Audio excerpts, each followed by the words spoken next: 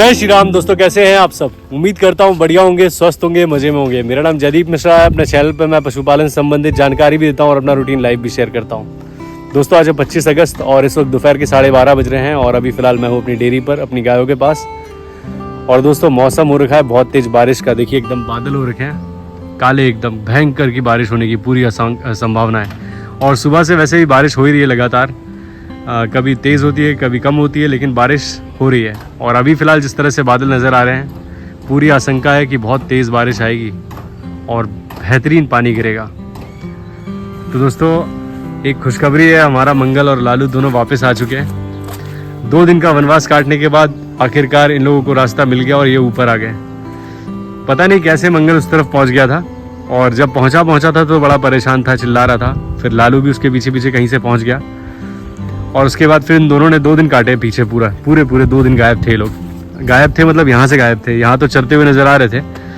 और 2 दिन खूब घूम लिया है, बाहर चर लिया है और आखिरकार थक के हार के कोशिश करते करते इनको कहीं से जगह मिल गई, ढूंढ के रास्ता ये आ गए, खुद ब खुद आ गए। तो जब मजबूर हो जाता है ना आदमी, परेशान हो जाता है, जब कहीं कोई रास्ता नज़र नहीं आता है, अगर वो प्रयास करता रहे तो उसको एक दिन रास्ता ज़रूर मिल जाता है। इस बात की एक अच्छी मिसाल है हमारा मंगल, जो रास्ता ढूंढ के वापस आ गया है। और मंगल के गले की रस्सी मैंने काट दी है। काफ़ी भाइयों ने कमेंट किया कि आप मंगल को आप नहीं रख रहे हैं तो कम से कम रस्सी काट दीजिए वरना कहीं फंस जाएगी। तो मैं काटने वाला था दोस्तों, बस इसलिए नहीं काटी थी वो रस्सी क्योंकि जब मैं अपनी गायों को सानी रखता था तो उसको बांध देता था एक जगह और वहीं पर खाने के लिए रख देता था। तो इस कारण से रस्सी बांध रखी थी कि कहीं दरवाज़ा खोल सकूँ मैं, क्योंकि दरवाज़ा खुला रहता है और ये भी खुला रहता है तो ये अंदर घुसता है। इसलिए इसको बांध देता हूँ, दरवाज़ा खोल देता हूँ, फिर उसके बाद आराम से ये बंदा खाता है और हमारी गायों को अंदर हवा भी लगती रहती है। इस कारण से मैंने इसको रस्सी बांध रखी थी, लेकिन आप लोगों ने कहा तो मैंने खोल दी रस्सी और एकदम स्वतंत्र आज़ाद बैठा हुआ है यहाँ पे।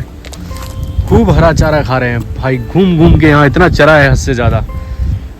लेकिन अब बरसात के मौसम में जिस वक्त हरा चारा चारों तरफ होता है उस वक्त पशु भी उसे खाना नहीं चाहते। उनको चाहिए होता है भूसा, सूखा भूसा, वो उनको स्वादिष्ट लगता है। जिस मौसम में जो चीज़ बहुतायत में उपलब्ध होती है वो किसी को भी अच्छी नहीं लगती। अब अगर सीज़न में गोभी आ जाए तो गोभी हम 1-2 दिन खाते हैं, फिर हमारा मन उब जाता है और इतनी ज़्यादा मात्रा में सस्ती हो जाती है और इतनी अवेलेबल हो जाती है कि हम खाते नहीं, उसे पसंद नहीं आती है। लेकिन यहाँ पर बातें करते करते हमारी लक्ष्मी कपिला नंदिनी छूट गई है। असल में नंदिनी को मैंने बांधा ही नहीं था, वो ये देखिए रही एक खरी खा रही है यहाँ पे। चलिए पहले नंदिनी को बांध देता हूँ, मुझे याद नहीं था कि मैंने सारी गायों को बांध दिया है और इसको बस नहीं बांधा है, तो ये खुली हुई थी। चलिए बांध देता हूँ इसको। तो दोस्तों नंदिनी को मैंने बांध दिया है। सुबह दोस्तों 5 बजे मैं यहाँ पर आया था, अकेला आया था, ज्योति नहीं आई थी। और आज क्योंकि कुछ पूजा वगैरह है हमारे यहाँ पे, उसका व्रत है ज्योति का, तो व्रत में मैंने कहा सुबह मैं ही जाता हूँ अकेला। तो मैं ही आया था। सुबह जब आया था तो बहुत बारिश हो रही थी और आते ही सारा काम वगैरह किया। लगभग 8 बजे के आसपास गायों को खोल दिया था मैंने। सानी वानी इन्होंने खा ली थी, थोड़ी बहुत इनकी बची हुई थी, फिर भी मैंने इनको खोल दिया कि भाई अभी मौसम थोड़ा खुला हुआ है। 8 बजे के आसपास बारिश रुक गई थी तो मैंने गायों को खोल दिया, तो थोड़ा बहुत घूम फिर लिया, चल वर लिया। थोड़ी देर शीतल ने परेशान किया, बार बार घूम घूम के आ रही थी, लेकिन फिर उसके बाद शांति से थोड़ा बहुत टहली है, घूमी फिरी है। मैं चला गया था दूध देने, लौट के आया दोस्तों मैं 12:30 बजे, अभी आपसे मिल रहा हूँ। आते ही मैंने गायों को अंदर बांधा, तो नंदिनी को बांधना भूल गया था क्योंकि सारी गाय अपनी अपनी जगह तो लाइन से आके खड़ी हो जाती हैं, खाने लग जाती हैं। तो फिर मैं एक एक करके सबको बांध देता हूँ। इसी चक्कर में कि अपनी जगह खड़ी होकर खा रही थी, मुझे लगा मैंने इसको बांध दिया है, लेकिन ये खुली हुई थी और इसी में इसने खली खा ली है और अपने हिस्से की खा ली है। जितनी इसको शाम को मैं देता तो उसने खा ली है, उतनी अब मैं इसको शाम को नहीं दूंगा। तो सब अभी फ़िलहाल पानी के लिए देख रही है मेरी तरफ कि पानी पिला दो। सुबह पिला दिया था, लेकिन फिर भी एक बार दोपहर हो चुकी है, पानी एक बार फिर से पिला दूंगा। और थोड़ा सा परिवर्तन किया मैंने यहाँ पे, हमारी गंगा को मैंने यहाँ पर बांध दिया है। यहाँ बांधने के पीछे कारण ये है दोस्तों कि एक तो ये आजकल खाने की कोशिश करती है और उस तरफ की जो नाद है वो थोड़ी सी ऊंची हाइट है, तो वहाँ ये नीचे खाने के लिए पहुँच नहीं पाती है। इस तरफ की छोटी है तो आराम से खा पाएगी, पहला कारण ये। दूसरा कारण ये कि वहाँ पर रहती है तो दिन भर वो दूध पिलाती रहती है शीतल उसको, तो पता ही नहीं लग पाता कि शाम को कितना दूध देगी, सुबह कितना दूध दे रही है। मतलब पास में बछिया बंधी रहती है तो पता नहीं लगता कि भाई प्रॉपर दूध है कितना। इसलिए मैंने इसको दूर बांधा है ताकि सुबह शाम को जब मिल्किंग होगी तो पता लगे कि भाई कितना दूध देती है ये। और आज शाम को मैं आपको उसकी मिल्किंग भी दिखाऊंगा। काफ़ी भाई हैं जो कि आ रहे हैं देखने के लिए शीतल को। कल रात को भी 2-3 लोग आए थे, आज सुबह भी 2-3 लोग आए थे। लगातार शीतल को देखने आ रहे हैं लोग कि भाई पसंद आ रही है लोगों को, और जिनकी लेने की इच्छा है तो वो आज मिल्किंग भी करके देखेंगे शाम को। तो मैं आज शाम को आपको मिल्किंग भी दिखाऊंगा इसकी कि कितना दूध देती है।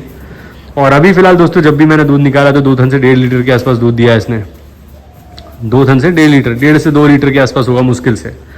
तो इतना ही दूध 2 थन से निकालता हूँ मैं, बाकी हमारी गंगा को पिलाता हूँ और बाकी दिन भर गंगा नज़दीक में बंधी रहती है तो पीती रहती है। तो इसलिए आज शाम को पता लगेगा, क्योंकि आज सुबह से मैंने इसको यहाँ पर बांध दिया है, तो शाम को पता लगेगा कि भाई कितना प्रॉपर दूध दे रही है।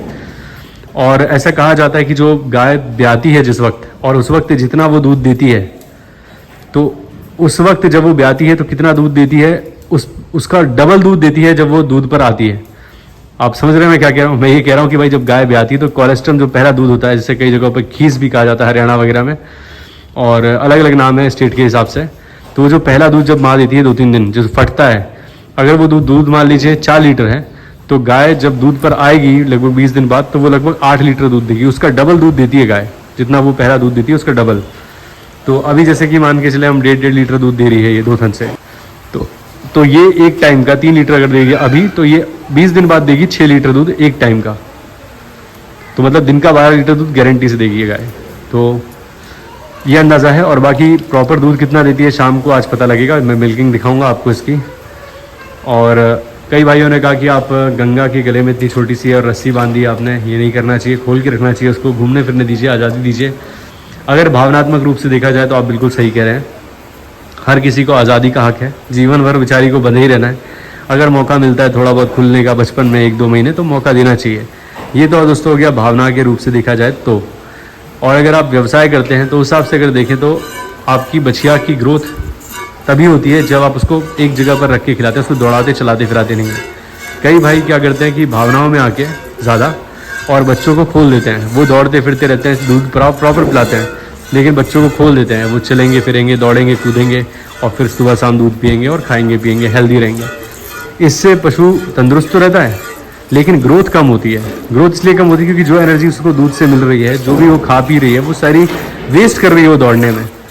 अगर आप चाहते हो आपकी बछिया जो है वो प्रॉपर सही तरीके से वेट हो जाए उसका प्रॉपर, और वो जल्दी गाभिन हो जाए, तो आपको उसको एक जगह पर रख के खिलाना पड़ेगा। दौड़ाना नहीं है, कूदाना नहीं है, एक जगह पर रख के खिलाना है। या तो आप एक केज टाइप का बनाइए, वहाँ पर 24 घंटे दाना पानी सामने रखिए, ताकि वो आराम से जब चाहे पानी पी सके, जब चाहे खा सके, तो उसकी ग्रोथ अच्छी होती रहेगी।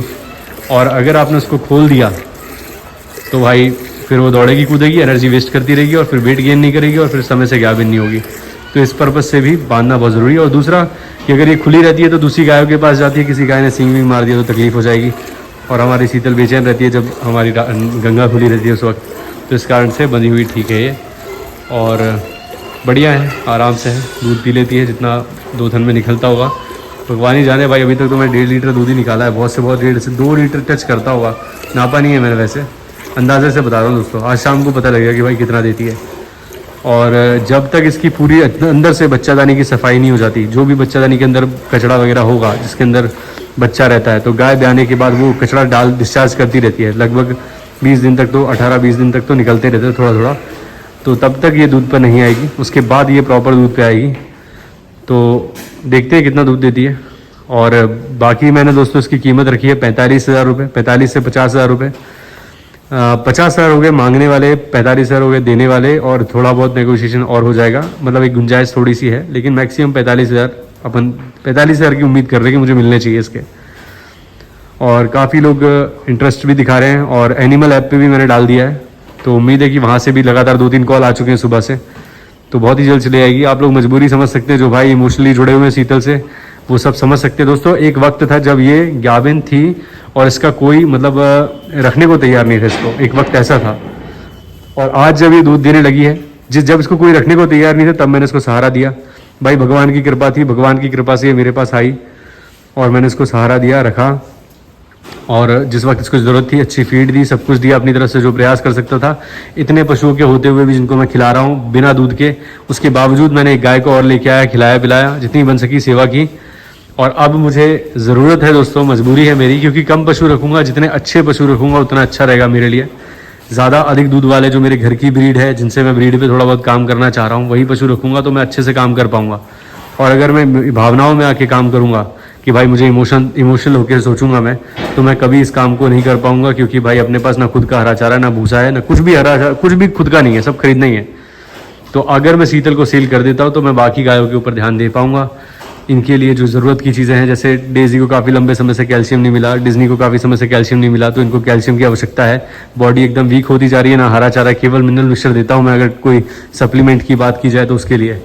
तो इस कारण से प्रोडक्शन भी नहीं बढ़ रहा है। तो शीतल सेल होगी तो मैं कम से कम इनको कैल्शियम दूंगा, तो उससे इनकी सेहत बढ़िया होगी, इनके पेट में पल रहे बच्चे का विकास बढ़िया होगा और प्रोडक्शन बढ़ेगा। और जितनी कम पशु रहेंगे उतनी अच्छी हम उनकी सेवा कर पाएंगे। भीड़ लगा ली, बहुत सारे कर लिए हैं, अब हम उनको प्रॉपर फीड नहीं दे पा रहे हैं, वो खुद परेशान है। तो इससे अच्छा है कि भाई कम कर दो। तो वही सारी चीज़ें सोच के मैं सेल करने का सोच रहा हूँ। आप लोग इसका गलत मतलब मत निकालिएगा। और जो भाई समझदार हैं, जो मेरे भाई पशुपालक हैं, वो सब मेरी सोच को समझ सकते हैं कि मैं क्या सोच रहा हूँ। तो आप सबका धन्यवाद है इस चीज़ के लिए। और जो भाई नहीं समझ रहे हैं, इमोशनल हैं, उनकी भावनाओं को मैं समझ सकता हूँ कि वो क्या सोच रहे हैं। तो आप लोग भाई मुझे माफ़ कर दीजिए। मेरी सोच थोड़ी सी बिज़नेस को लेके अभी सोच रहा हूँ मैं कि भाई मुझे इस काम को आगे बढ़ाना है। और आप लोग भी, मैं जानता हूँ कि दिल से चाहते हैं कि मेरी तरक्की हो, मैं इस काम को अच्छे से कर सकूँ। तो इस कारण से मुझे सेल करना पड़ेगा।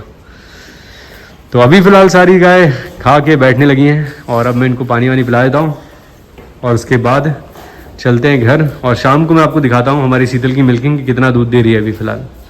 तो चलिए दोस्तों, पानी पिलाते हैं गायों को, फिर मिलता हूँ आपसे। और कुछ भाइयों ने कमेंट किया था कि आप बिनौला की खल मत खिलाइए क्योंकि ये काफ़ी काले रंग की है और केमिकल युक्त है, तो इसलिए आप मत खिलाइए, नुकसान करेगी। इसकी जगह आप कोई और खली खिलाइए, अलसी खिला रहे थे वही खिलाइए। तो आप बिल्कुल सही कह रहे हैं दोस्तों। ये बिनौला खल जो है वो सबसे ज़्यादा नुकसानदेह है पशुओं के लिए, क्योंकि इसके अंदर केमिकल्स बहुत ज़्यादा यूज़ होते हैं। बिनौला की जहाँ खेती होती है वो लोग जानते हैं कि भाई कितने ज़्यादा मात्रा में पेस्टिसाइड्स डाले जाते हैं बिनौला खल के ऊपर, मतलब बिनौला की खेती जो करते हैं कपास की, उसके ऊपर।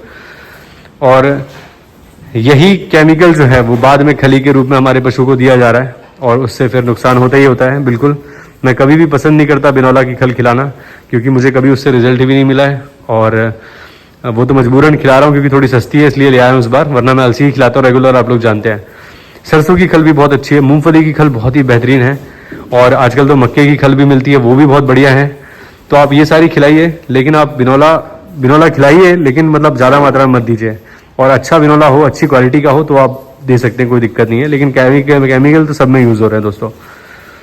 और सरसों की खल काफ़ी सस्ती है, लेकिन पशु ढंग से खाते नहीं है, इस कारण से लोग इस्तेमाल नहीं करते हैं।